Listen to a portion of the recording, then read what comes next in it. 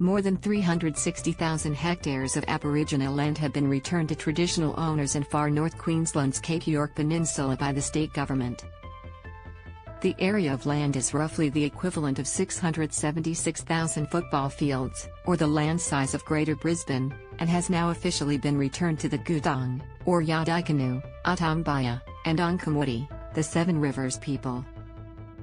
The land comprises areas formerly known as Jardine River National Park, Denham Group National Park, part of Heathlands Reserve and Jardine River Reserve, and 2 offshore islands. Read more. The Indigenous women using traditional knowledge and science to protect the Great Barrier Reef. The historic event was marked with a ceremony conducted by the region's Indigenous community and the Queensland government.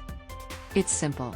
Generations of Bama from this area know this land is their birthright, Gerhard Pearson, Executive Director of the Yadhaykenu Cape York Development Corporation, said.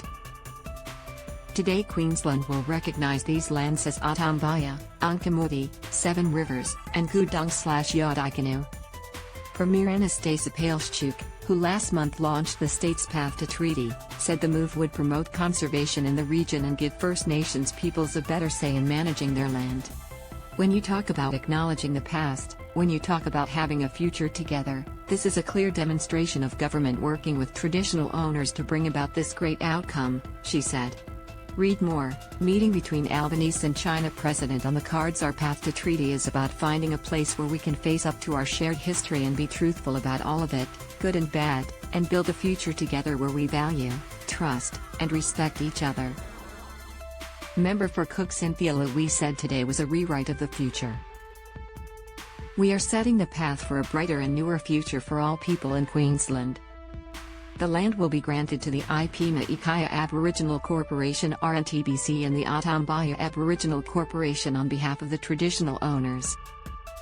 Environment Minister Megan Scanlon said members of the communities had waited generations to get their land back. It marks the government returning more than 4.3 million hectares to traditional owners on Cape York, equivalent to size of the country of Switzerland, she said. This is about land justice. The historic occasion will see the Gudang/Yadhaykenu, Atambaya and Angkamuthi, Seven Rivers, peoples take ownership of significant tracts of their homelands,